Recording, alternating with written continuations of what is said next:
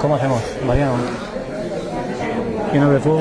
¿Cómo hacemos? ¿Abre fuego tú? Sí, abro fuego yo, doy la bienvenida, eso es. os presento Y luego ya a continuación. Ok. Carmelo, ¿Se oye? Perfecto. olvídate de todo y disfrútalo, tío. Su hay vida. gente que se ha Su quedado vida. sin libros. Yo voy a recordar de que el sábado 26 empezamos la feria en Fuenlabrada. Entonces, me encantaría contar contigo allí. Además es una feria preciosa, la segunda más antigua de España. De todos modos, quiero decir, Carmelo, lo pueden adquirir a través de la web, ya ves, ¿no? Ya está a la venta y para Sí, vamos a feria, vamos a ver lo que tú quieras. Adelante.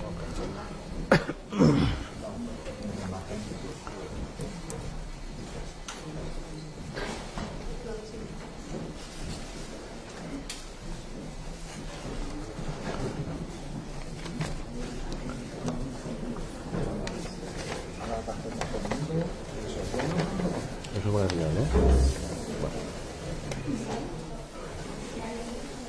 Muy buenas tardes. ¿Se me escucha? Pues, ¿no oye usted, caballero? Escucho, pero no oigo. Ah, bueno, vale. ¿Me oyen? Ahora sí. Me presento, soy Carmelo Segura, el editor de Entre Líneas Editores. Y quiero, en primer lugar, agradecer. Falta de práctica. El micrófono ha muerto, ahora ya sé que no. Sí, ahora sí. Carmelo, te soy. Digo, Mariano, te soy un poquito. Sí, por favor. Como les decía, soy Carmelo Segura, editor de Entre Líneas Editores, y les doy la bienvenida a esta local de la Casa de la Comunidad Valenciana, precioso, y gracias a su dirección por la amabilidad de ofrecernos este bellísimo salón. Y por supuesto, tengo el gran honor de presentaros a mi escritor, que es Mariano Gómez García, y a Miguel Rubio Aguilera. Rubio. Aguilera, que es un prolífico escritor. De momento, Miguel tiene muchas más tablas que Mariano, pero bueno, creo que tiene bastantes proyectos Mariano para deleitarnos. Antes de quiero seguir agradeciendo, gracias a todo el personal que está apoyando hoy esta presentación. Está Luis Rodríguez, que todo esto lo está grabando en directo, siendo que el sonido está así tan mal. Y todo esto pues luego se verá en la web de la semavez.org. Quiero agradecer también a la librería Reno su presencia, por supuesto, como he dicho, a la Casa de la Comunidad Valenciana, al ilustrador de interiores, que cuando veáis el libro veréis unas ilustraciones bellísimas, que son de Juan José Rodríguez Méndez, más conocido en el mundo, aquí lo tenemos, Kiva, que eso viene de su tiempo de colegio. Y bueno, quiero pedir disculpas para todo aquel que se haya quedado sin libros, que lo podéis conseguir a través de Érase una vez, y se os mandará directamente a casa en 24 o 48 horas máximo. Pero que estéis invitados a la segunda feria más antigua de España, es la Feria de Libros de Fuenlabrada. Empezamos el sábado 26 de mayo a las 11 de la mañana hasta el domingo 3 de junio. De hecho, pues espero contar con la presencia de Mariano allí firmando libros, y de hecho tenemos que entregar allí un diploma porque vamos a presentar novedades y todo a todo el público de Fuenlabrada. Estupendo. Al mismo tiempo también más adelante a la radio se habla en YouTube y todo esto, o sea que tiene luego unas eventos. Muy bien. Y bueno, quiero hacer un aplauso a Once, pero es por ustedes, porque son los embajadores de la palabra escrita de Mariano, de sus jinetes en la niebla, y yo ya paso a Miguel Rubio, bueno, él tiene un micrófono y todo esto, no hace que se acople, y que él sabe bien de qué va esta novela histórica de Jinetes en la Niebla, pues seguro que os va a enamorar para que compréis, y si no, como no hay allí, cogeros el buen que queráis. Muchísimas gracias.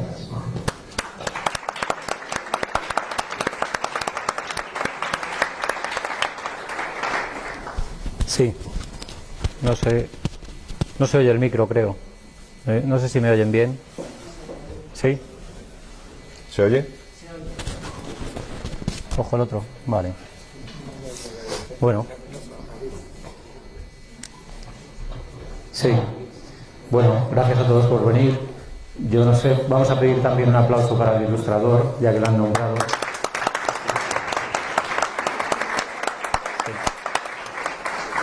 Porque además así rompemos el hielo y se animan y me aplauden luego también a mí. Bueno, hoy es un día muy especial, ¿no? Sobre todo para Mariano. Permítanme que hable de mí apenas 30 segundos. Yo tengo 4 novelas publicadas y bueno, recordaré toda mi vida el momento de la publicación de la primera novela, ¿no?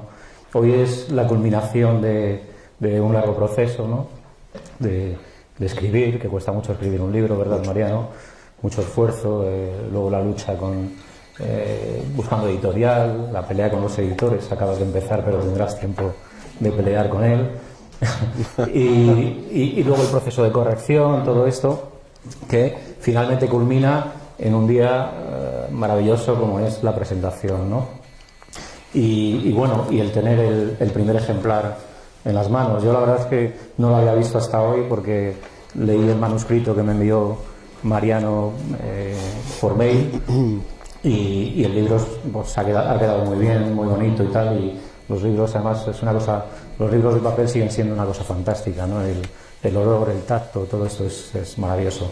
Y abrir esa caja, como vi que allá en Facebook que Mariano abría la caja, yo tengo la costumbre ya de cada vez que mi editorial me envía el paquete con los primeros ejemplares, prepararme un bourbon, sirve whisky, sirve un buen vino también. Yo es que ya no puedo, sirvo también. Y abrir, bueno, lo que sea, y abrir el paquete porque esto merece esa ceremonia, ¿no? Bueno, yo he venido aquí, no les voy a robar mucho tiempo porque yo decía a Mariano que ustedes a mí no me conocen, vienen a hablar con él, a que les firme el libro, a hacerse una foto con él, entonces no voy a robar mucho tiempo, ¿no? Pero sí, aunque voy a estar poco tiempo, les voy a decir la verdad, ¿no? Ya veo por ahí caras de sorpresa porque esto de la verdad no es lo que habitualmente nos dicen, ¿no? Ni los medios de comunicación, ni los políticos, ni a veces la pareja en algunos casos, ni los hijos, por supuesto. Bueno, la verdad, yo a Mariano no lo conocía de nada. A mí me llamo Marisa Somoza, que está por ahí, que es la dueña de la librería Reno, que es la mejor librería de Madrid, probablemente de España y del resto del mundo. Vayan a comprar a la librería Reno. Y bueno, Marisa me llamó y me dijo si quería participar en la presentación de Mariano. Me dijo que era un buen amigo suyo y para mí eso ya fue motivo suficiente para decir que sí. Y luego las cosas empeoraron un poco, verán, porque yo no le conocía y me dijo su primera novela, y es una novela histórica, de historia española, que no es lo que yo más leo. Y luego además, esto además empeoró porque yo estaba en una fase Bukowski, digamos, no por aquello de la bebida, aunque he dicho antes lo del bourbon, sino porque estaba en esa fase que Bukowski dice que lo peor que le puede pasar a un escritor es juntarse con otros escritores, ¿no? Entonces últimamente no me apetecía mucho juntarme con escritores. Ya sé que vamos mal, intentar enderezar este discurso.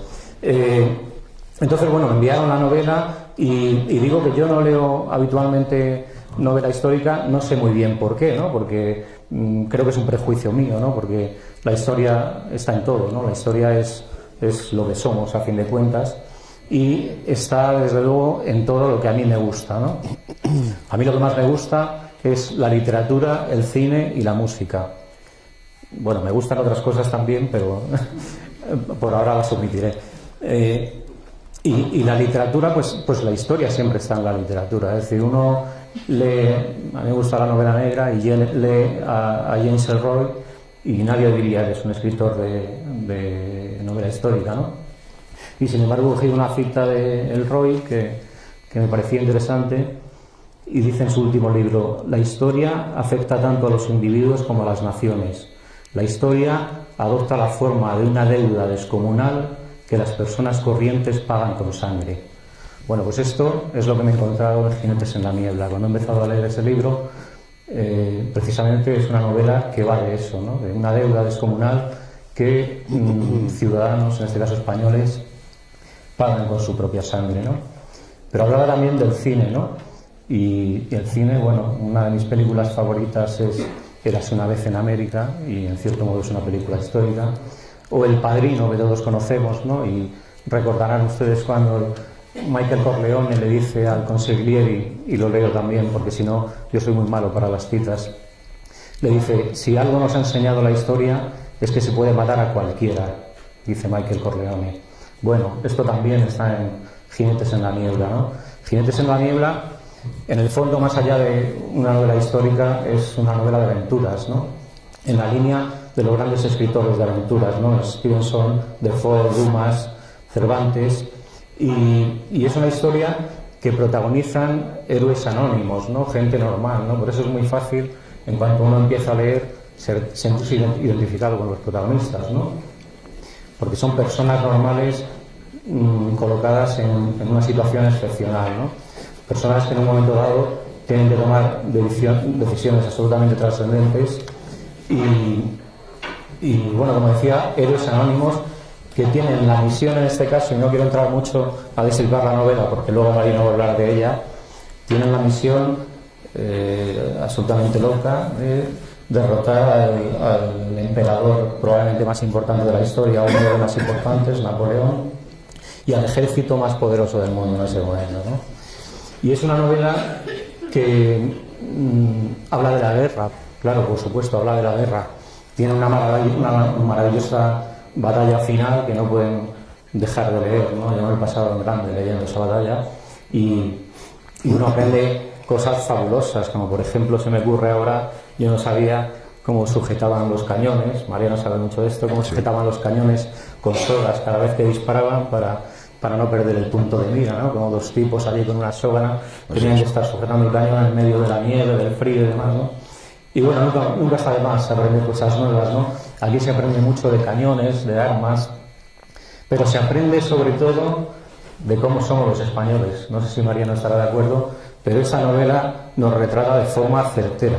Es decir, dice cosas que sucedieron hace 2 siglos que podía estar hablando de ahora mismo, ¿no? Y nos retrata cómo somos en lo peor, en lo peculiar y en lo mejor, ¿no? En lo peor he tomado algunas notas y habla, pues, obviamente, he tomado notas porque quería citar cosas suyas, ¿no? Habla de la envidia tan española, del egoísmo, de las rencillas, y él dice: ecos del pasado que resuenan con fuerza en el presente. Esto es absolutamente actual, ¿no? Serviría esta frase para definir lo que está pasando en España ahora, ¿no? Habla, decía, de lo peculiar de los españoles, y él dice: a los españoles no nos gusta que nos impongan nada. Joder, lo estamos viendo cada día, ¿no? En absoluto. Y dice también lo peculiar, de las cosas peculiares, la pasión que ponemos en las charlas de bar, ¿no? Nosotros estamos siempre, reconozcámoslo, estamos aquí muy formalitos, sobre todo ustedes, pero luego cuando estamos en un bar tomando unas cañas ya arreglamos el mundo, nos venimos arriba y en fin, ¿no? Y ponemos una pasión que ya él cuenta en estos acontecimientos, ¿no? Y los franceses en la novela llegan a decir, que también me ha gustado mucho esta frase, dice que desconfían de los españoles puesto que conocen su capacidad de odiar y su dureza, su particular resistencia frente a las adversidades y el orgullo que les empuja a cometer todo tipo de heroicas excentricidades llegado el caso. Desde luego lo acordaba, tío. Bueno, tenía alguna anotación más por allí. Bueno, también decía de cosas positivas, ¿no? Porque algo bueno tenemos que tener, ¿no? Y aparte de la guerra de guerrillas, que es algo muy español, él destaca que somos como un solo hombre o una sola mujer cuando detectamos un enemigo común, ¿no? Cuando decidimos que hay un enemigo común, y ahí sí, somos capaces de funcionar por una vez todos al mismo tiempo. La novela, no me voy a extender mucho más, la novela tiene un final maravilloso que no les voy a contar, un final cargado de celos y envidias, de derrotas y esperanzas y de sopas de ajo, que son una cosa muy española y a mí también me gusta mucho. Yo no había visto el libro, les decía, hasta ahora, y he visto por aquí en la contraportada que decían, empieza diciendo que dan ganas de coger el coche y salir disparado hasta el puerto de Somosierra, y es verdad, yo tengo una cita ya pendiente con una ermita que hay allí en lo alto, y cuando lean el libro entenderán por qué, ¿no? Bueno, finalmente quiero decirles que aquí, hoy es un día de celebración, y aquí hay un escritor con mayúsculas, lo digo sinceramente, y tengo una frase aquí que me ha emocionado, de Mariano, nuestro escritor, que dice: casi derrotados por una pena que intenta devorar a grandes bocados la esperanza que les queda. Si esto no es un pedazo de escritor, que venga Dios y lo vea. Bueno, no les voy a robar más tiempo. Les decía al principio que las tres cosas confesables que me gustan eran la literatura, el cine y la música. En ellas se sustentan buena parte de mi bagaje cultural y es lo que me sirve de inspiración para escribir. Y les he hecho una pequeña cita de una película, de una novela, y me faltaba la cita musical, ¿no? Y cuando venía para acá, pues recordaba un tema de los Eagles, la banda californiana que yo adoro, que se llama New Kid in Town, ¿no? Un nuevo chico en la ciudad. Y quería terminar diciendo que tenemos nuevo chico en la ciudad, que tiemble Pérez Reverte, porque aquí hay un pedazo de escritor que ha venido para quedarse y que se llama Mariano Gómez García. Gracias.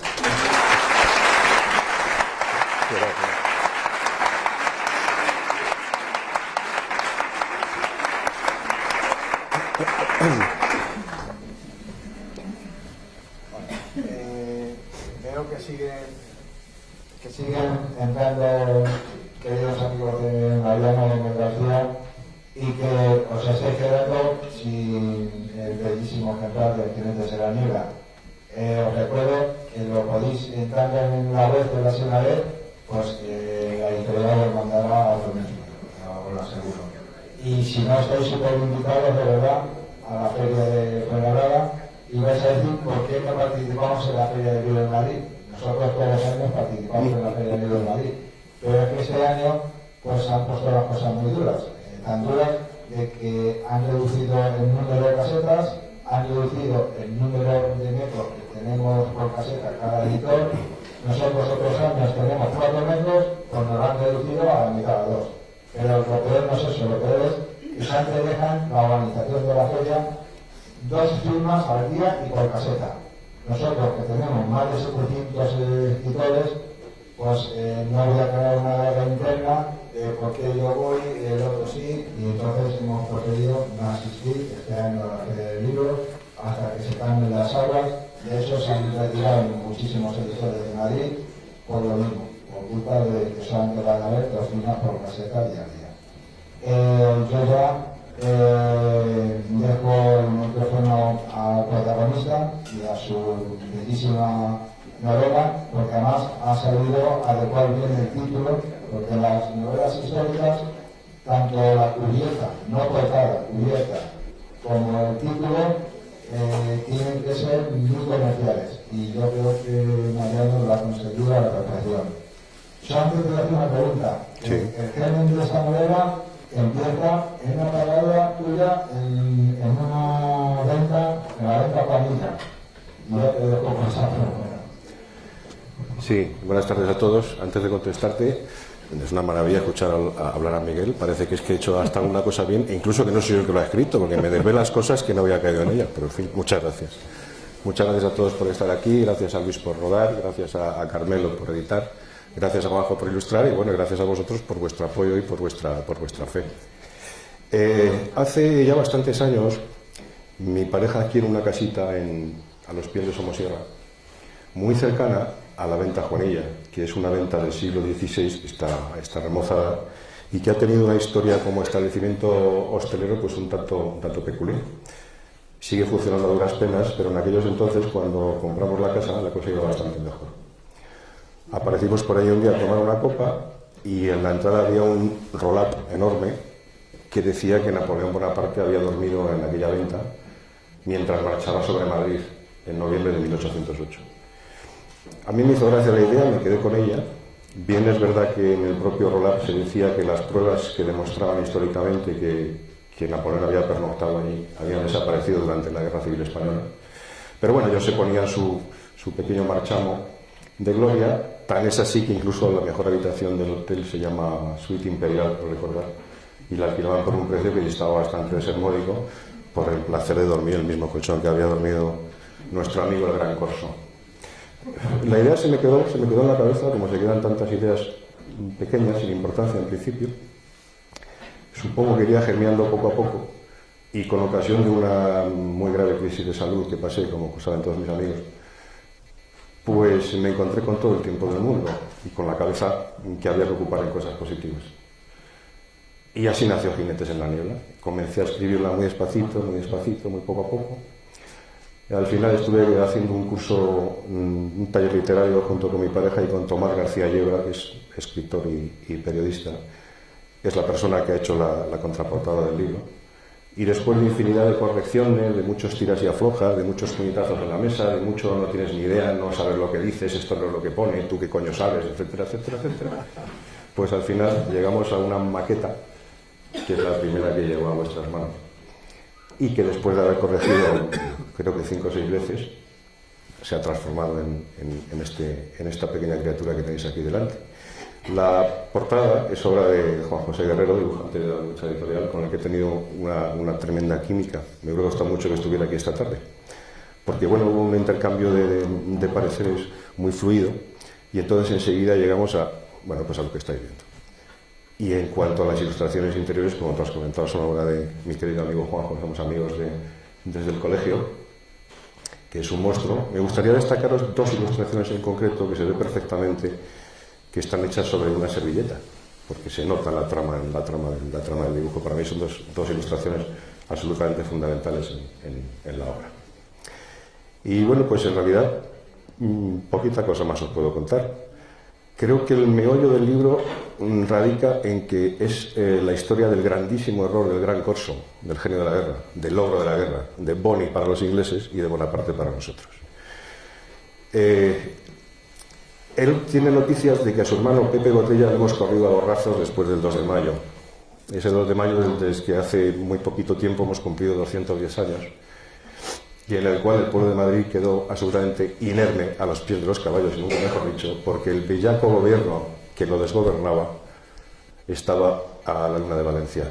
Las órdenes que cursaron a los militares fue que no se interviniera y que se dejase hacer a los franceses lo que fuera su voluntad.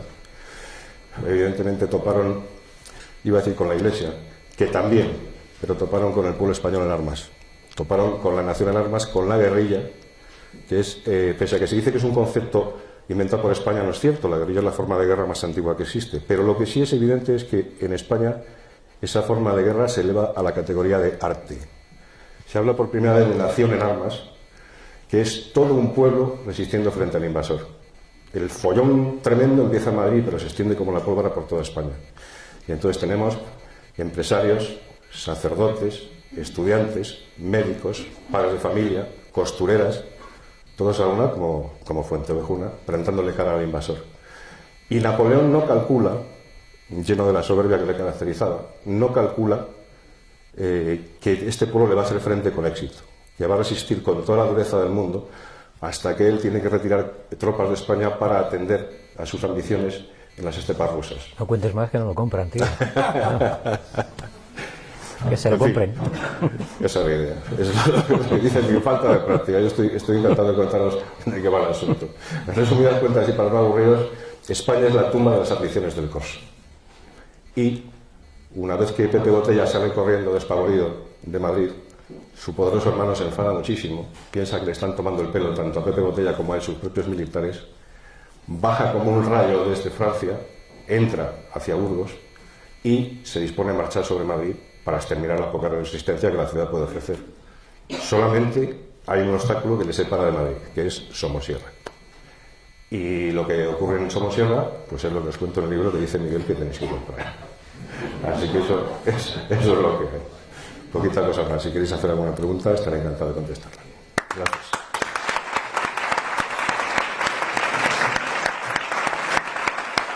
Si no sale nadie, pregunto yo. Si no sale nadie, pregunto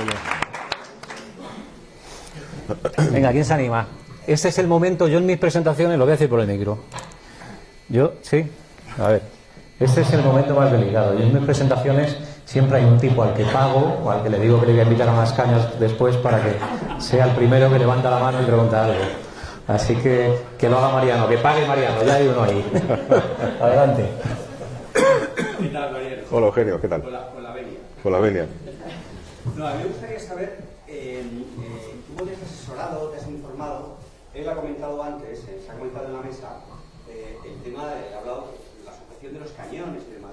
¿Cómo te has asesorado tú, por ejemplo, del tema de la militaría, lo que es la uniformidad, lo que es el armamento, etcétera? ¿Cómo has realizado esta labor? Bueno, pues como os podéis figurar, hoy en día la labor de documentación de un autor al que le gusta la novela histórica es mucho más sencilla que hace 20 años.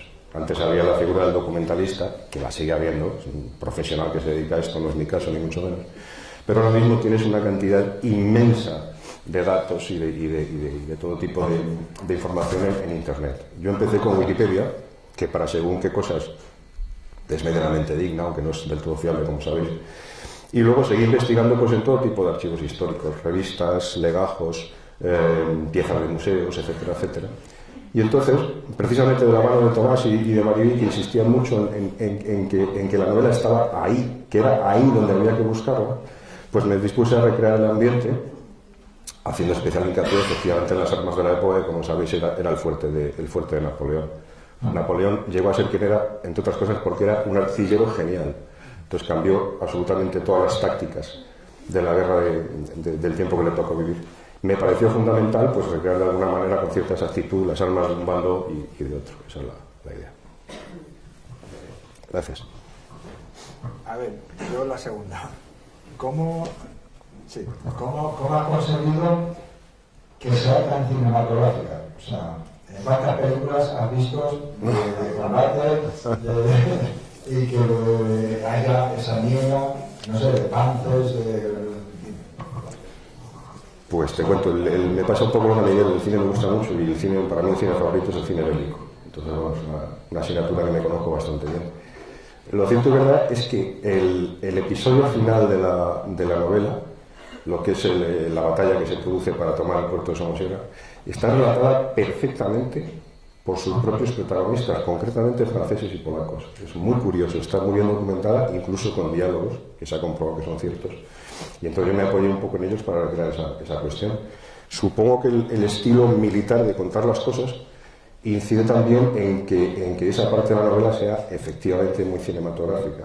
Es muy concisa y si se desarrollan los acontecimientos, creo que con un crescendo que corta un poco el aliento, ¿no? Esa era un poco la intención. Es decir, la acción de la novela se acelera tremendamente según te vas acercando hacia el fin. Esa era un poco la idea. Creo que se debe a eso, se debe precisamente a la forma de documentarme. ¿Se la dedicarías? No, sí, se me escucha bien, ¿no? Vale. ¿Se la dedicarías a, ahora como está tan revuelto aquí las aguas políticas, a qué político le recomendaría la novela? O sea, según lo que diga, o las vendes todas o te las comes, así que mejor no me voy a pronunciar. Yo se las sugeriría a todos los políticos, porque un poco en relación con lo que decía antes Miguel, ¿qué nos diferencia de los españoles del año 1808? Bueno, pues nos diferencia que todos tenemos, o algunos, 1.5 hijos, según la estadística, esas maravillosas mentiras que nunca cuadran con nada ni con nadie, una o dos hipotecas en el peor de los casos, porque casi todo el mundo tiene una segunda vivienda, o una hipoteca muy gorda en la que metemos las dos viviendas, el coche y los niños. Eso es lo que nos separa de la España de 1808 y lo que nos sujeta en los asientos. Porque a mí los españoles tenemos la sangre muy caliente, muy caliente. ¿En qué nos parecemos a los españoles de la España de 1808? Pues en que todos tenemos en el comedor una copia litografiada, firmada y a todo color, perfectísima de la Riña de Garrotazos de Begoña. Somos especialistas en abrirnos la cabeza cada 2 por 3. Entonces es un tema francamente delicado. Si yo tuviera posibilidad de que nuestros queridos políticos nos escuchasen, les recomendaría leer esta novela y muchas otras, mucho mejores, mucho más brillantes que la mía, no les contaba, para ver si eran capaces de digerirla y de mirar un poquito, dejar de mirarse un poquito el ombligo y mirar hacia el pueblo que supuestamente pretenden gobernar, porque la cosa está muy feíta, muy maligna, como dicen en Cáceres. Esa es un poco la sensación, la desagradable sensación que yo tengo. Las redes sociales vibran de odio. Hay una izquierda que es tremendamente revanchista y una derecha que es tremendamente arrogante. Y no existen visos de que nos vayamos todos a tranquilizar un poquito. Eso, en un pueblo como el nuestro, es tremendamente peligroso. Sí, la verdad que sí. Bueno, ¿vas a invitar a tus amigos a ir el sábado 26 de mayo? Sí, yo os invito, lo hizo jefe, tengo que invitaros a que vayáis a Fuenlabrada el día 26. De verdad, todo el que pueda ir, encima os vamos a hacer un regalo precioso literario, o sea que aparte de que os llevéis firmado una vez el libro, pues os vais a llevar otro regalo. Bueno, mientras se anima alguna otra persona a hacer una pregunta, yo quería comentarle a Mariano y a todos vosotros, me ha gustado mucho, por ejemplo, el tratamiento que haces de Napoleón, ¿no? Napoleón es el terrible enemigo y sin embargo está descrito con admiración, ¿no? Con esa admiración que suscita un gran hombre, un militar de esas características, ¿no?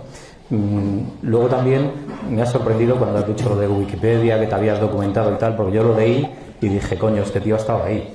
De hecho, pensaba encontrarme con un señor más mayor, claro, digo, este tío está en la batalla, no puede ser. Y esto es porque está muy bien contado, ¿no? Y por eso, pues bueno, tienen que leerlo, ¿no? Está estupendamente contado. Y luego también, y esto sí puedes contestarnos, conoces la zona a la perfección, ¿no? La zona esta. Bueno, para mí es una zona muy querida por muchos motivos. Es muy querida, además desde hace relativamente poco tiempo, porque no la conocía demasiado a fondo. Pero es una zona maravillosa, muy cercana a Madrid, llena de una gente encantadora, de castellanos muy viejos, muy recios, muy secos, pero que una vez que te abren las puertas, pues puedes entrar, como se suele decir, en su casa hasta la cocina, son encantadores.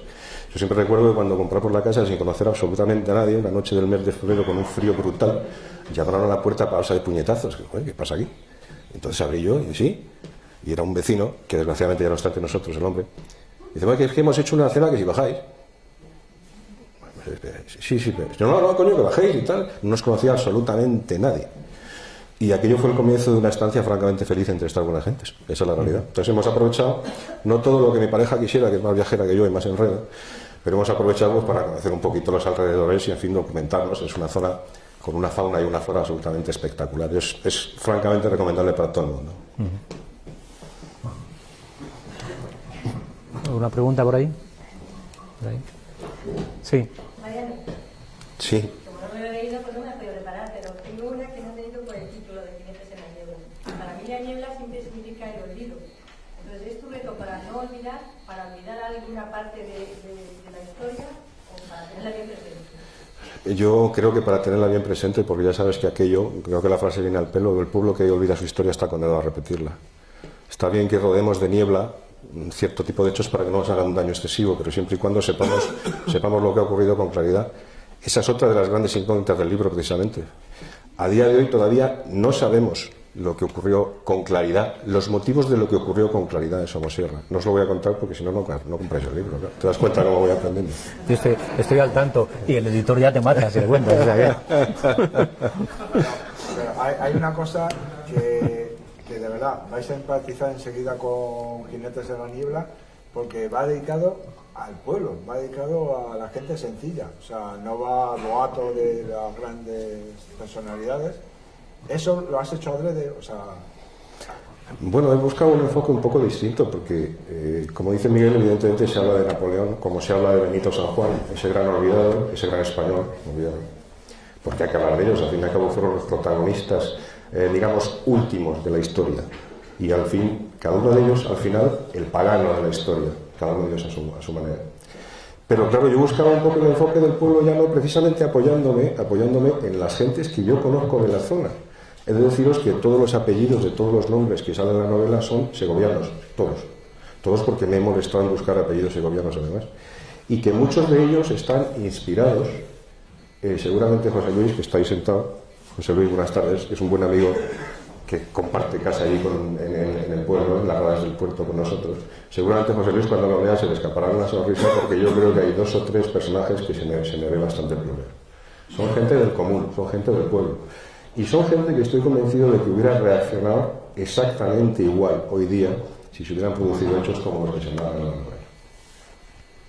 España en ese momento se sabía que se está enfrentando al ejército más poderoso del mundo. España está expectante porque no sabe qué está ocurriendo. Ten en cuenta que Carlos IV, creo recordar, firma, asistido por el canalla de Godoy, firma el Tratado de Fontainebleau junto con Napoleón. Napoleón lo que quiere es asomarse a Portugal para poder herir con más facilidad a Inglaterra.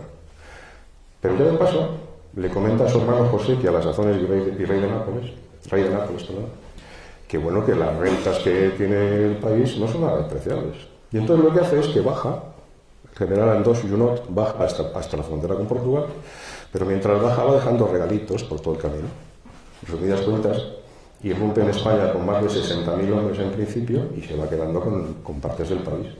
Entonces los españoles le miran un poco de reojo como diciendo, bueno, esto no cuadra mucho. Y en el momento, evidentemente, que empieza a ocupar iglesias y a utilizarlas como burdeles, pues la cosa se pone un poco más tiznada.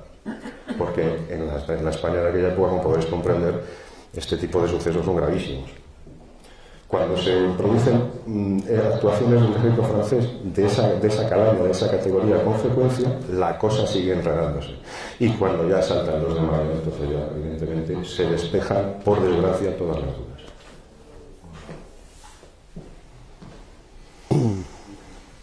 ¿Alguna pregunta? Por ahí una pregunta. Sí. ¿Qué hay, Emilio? Tiene una pregunta. Hace poco me llegó por WhatsApp algo muy curioso. Te hablo de memoria. Es un que se ha creado que se llama 1870. Intentan un poco saltar la parte positiva de la historia española, ya que tenemos nuestra conciencia, bueno, muy mala concepto de nosotros mismos, ¿no? Sí. Y te resalta desde esa fecha pues todas las genialidades que hemos aportado a la historia del mundo. Entonces era preguntarte si podías enmarcar tu novela dentro de esa parte positiva de la historia española, que son pequeños fogonazos que hemos tenido donde de la mediocridad, ¿no? O el concepto tan bajo que tenemos de nosotros mismos, generalmente el español, que no nos falta motivos. Esas pequeñas linternas que a lo largo de la historia han ido apareciendo y que realmente afuera pues tenemos un concepto muy diferente de nosotros mismos. Es decir, afuera nos ven como un pueblo especial, por decirlo de alguna manera. Entonces, ¿se podría marcar el contenido para poder incluso recomendar a otras personas como un fogonazo más dentro de este movimiento? Hombre, yo entiendo que es un momento, a ver, y no lo podéis entrecomillar todo lo que queráis, no es una cuestión de patriotismo o de patrioterismo, pero es un momento absolutamente glorioso. Tened en cuenta que un pueblo armado con ondas, con puñales, con cuchillos y con tenedores, hace frente al ejército más poderoso de la época, y además de hacerle frente, le vence. Yo creo que eso como nación, abandonando un poquito esa corrección política tan repugnante que nos escapa a todos como naciones y como personas, es la peste del siglo XXI, la corrección política, creo que es un momento a celebrar. Le demostramos al mundo que, bueno, que los españoles no estábamos aquí puestos por el ayuntamiento como las farolas, que servíamos para algo y que éramos un pueblo a respetar. Por otra parte, esa es la luz. Hay una sombra para mí muy importante, y es que jamás sabremos si efectivamente, habiendo permitido a la Ilustración inundar antes nuestro país, las cosas nos hubieran ido de otra manera. Pepe Botella, además de no ser alcohólico, es posible que hubiera sido un monarca ilustrado de cierto fuste, si hubiera sido capaz de deshacerse de la tremenda influencia de su hermano y de los militarotes que le rodeaban a los dos. Pero, en fin, contestando a tu pregunta, a mí me parece un momento glorioso de la historia de España, francamente. Gracias.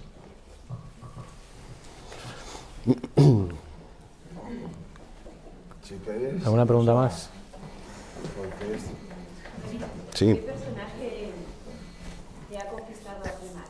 ¿Te has ¿A mí? identificado, no personalmente tú con él, sino como que te ha ganado el corazón? A mí me gana el corazón el tábano. Ya lo leeréis.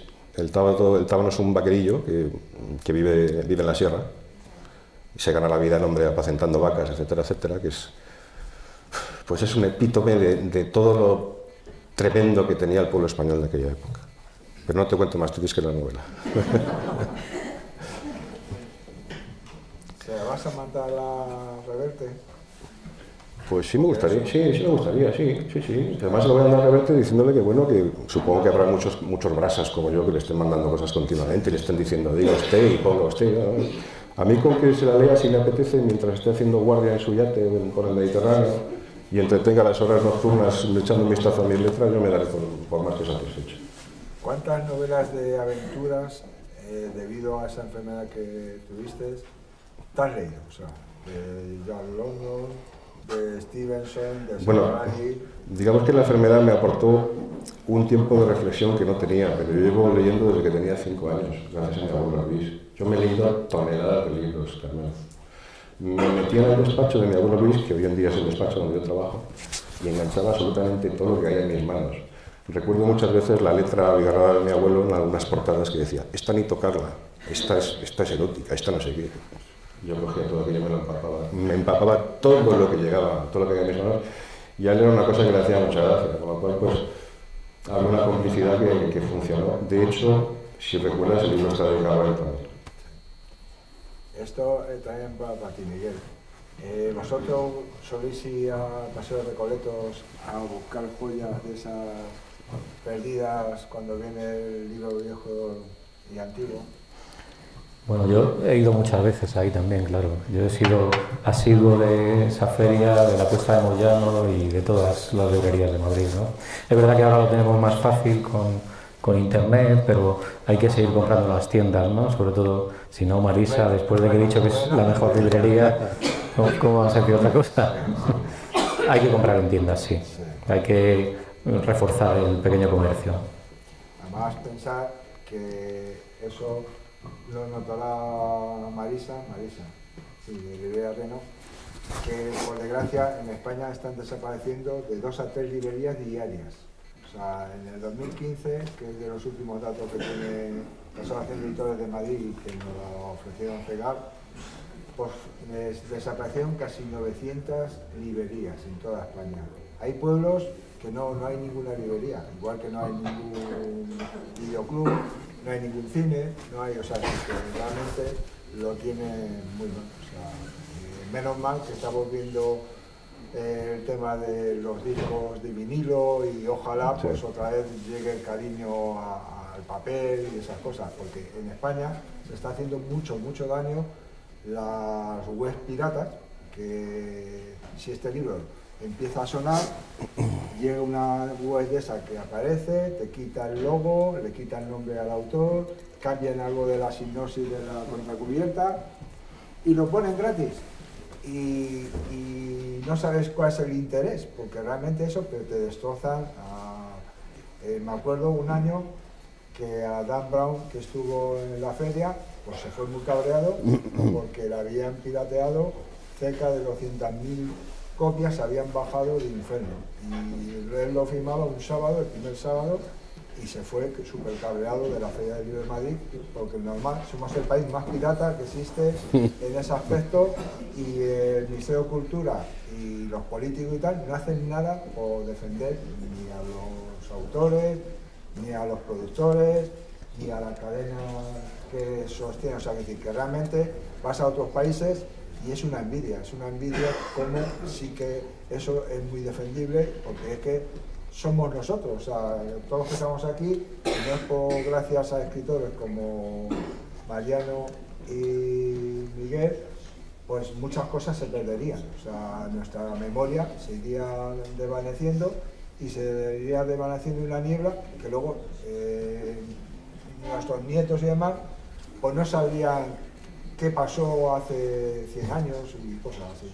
Así que por mi parte, de verdad, sois unos monstruos, como dice a Rosario, y gracias por hacer una tertulia tan preciosa y sobre todo por vuestras distinguidas señorías, por ser tan atentos, y por mi parte Yo sí que me gustaría que agradecéis a Mariano. Bueno, queda una pregunta, luego Mariano va a firmar libros y él despide el acto ahora. Me gustaría saber si ya tienes la siguiente en el coco y si nos podrías contar algo, no lo sé. Sí, tengo la siguiente en el coco. Como soy un culo de mal asiento, esa es la realidad, literalmente hablando también. Estoy preparando una novela negra, que va bastante avanzada. Tiembla. Como Reverte. Como Reverte. Estoy centrado en una novela negra. Estoy intentando atender mi blog, que lo tengo muy tiesecillo al pobre. Hace mucho que no le hago caso y es una pena porque le tengo mucho cariño. Y también voy a empezar ya mismo a colaborar con la revista cultural de Citizen. Empiezo esta semana entrante y espero que sea una colaboración larga y fructífera en la sección de literatura. Así que bueno, os daré coñazo una temporada más, supongo yo, entre unas cosas y otras. Y en fin, yo creo que ya os hemos dado un repaso más que suficiente, ¿no? Yo creo que ya es hora de dejaros tranquilos para que vayáis a tomarnos unas cervecitas. Y bueno, agradecidísimo por vuestra presencia y espero convocaros aquí pues en un plazo, no creo que sea más allá de un par de años o algo así, que supongo que será lo que me cueste atacar esta novela, que bueno, pese a que como Dios de género negro, supongo que a lo histórico lo volveré también porque es un escenario en el que me encuentro muy a gusto. Muchas gracias, chicos, un abrazo fuerte para todos.